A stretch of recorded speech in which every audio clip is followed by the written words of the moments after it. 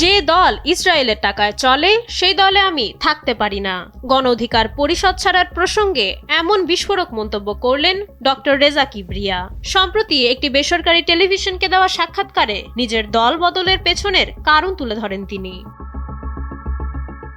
ছোট্ট রাজনৈতিক ক্যারিয়ারে একাধিক দলবদলের বিষয়ে রেজা কিবরিয়া জানান, শুরুতে তিনি গণফোরামে ছিলেন, কিন্তু দলটির অভ্যন্তরীণ কোন্দল এবং এমপিদের সংসদে যাওয়া না যাওয়া নিয়ে বিভক্তির কারণে তিনি সেখান থেকে সরে দাঁড়ান।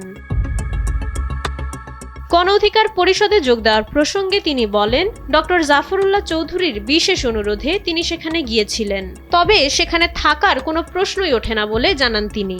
তার অভিযোগ, দলটি ইসরায়েলিদের অধীনে এবং তাদের অর্থায়নে পরিচালিত হয়।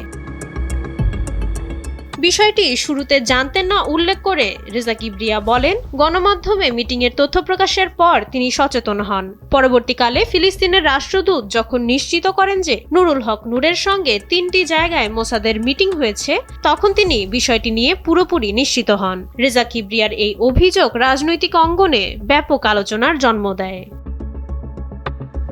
মাইশা মালিহা, সময়ের আলো।